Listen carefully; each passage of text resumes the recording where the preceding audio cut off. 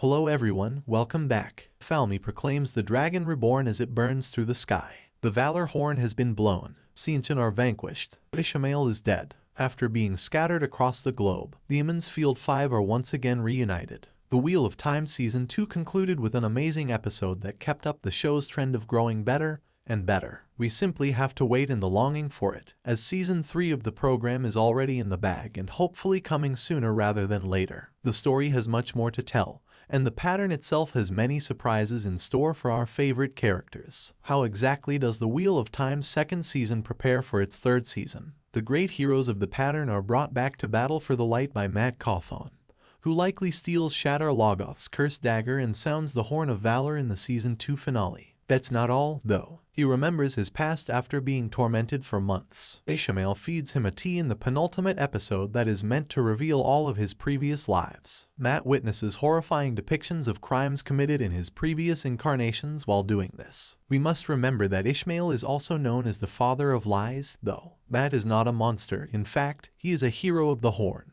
In the Wheel, he has previously lived as heroes rather as criminals. He didn't mean to stab Rand, it was an accident. The show's future will reveal whether he will recall the revelation or whether he will forget and experience memory gaps. Although Perrin was not the season's main character, his sequences are notable highlights. Over the course of the episodes, he undergoes a subtle but wonderful character growth, discovering more about his profound bond with wolves as a wolf brother and meeting 3 ale ladies. The most significant moment for him is when Hopper, the wolf he is connected to, is killed by Geofram Bornhold in the Battle of Falme. This is when he comes to grips with who he is and also his feelings of defending women. He erupts in a rage akin to what the White Cloaks did in the season before. He murders Geofram in front of his son, Dane, whom we first met earlier this season, in a fit of rage. Although their relationship has been rocky thus far, Dane didn't seem to be as vengeful when he saw 2 rivers in Falme. However, now that he has witnessed Perrin kill his father, he is likely to continue pursuing retribution in the future. They'll be returning, the White Cloaks. This season, Egwene has likely endured the most hardships. She feels unappreciated in the White Tower and, in an effort to free her friends who are still alive, ends up being captured by the Tzeentch.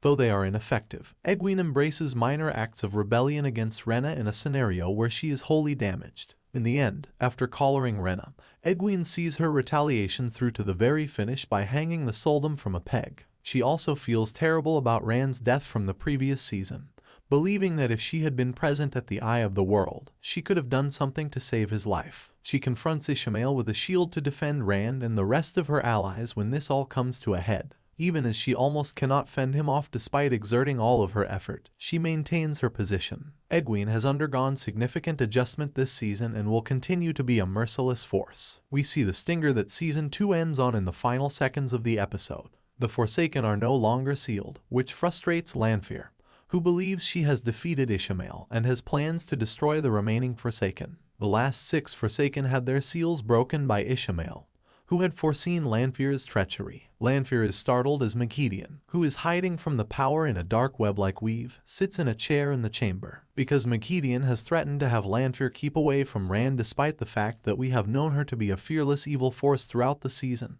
it is enough to demonstrate the strength of the other characters. We haven't seen the rest of the Forsaken, but from prior chats we know that Grendel is among them, along with others who have only been referred to as the boys. It is unclear which Forsaken will emerge since there are only 8 in the TV series and 13 in the books, but they are all seeking the Emons Field 5, notably Rand. The last words of Lanfear, "Light help you, Rand al'Thor," could not be more appropriate. With Moiraine's dragon banner flying across the sky in Falme, Rand has officially been dubbed the Dragon Reborn.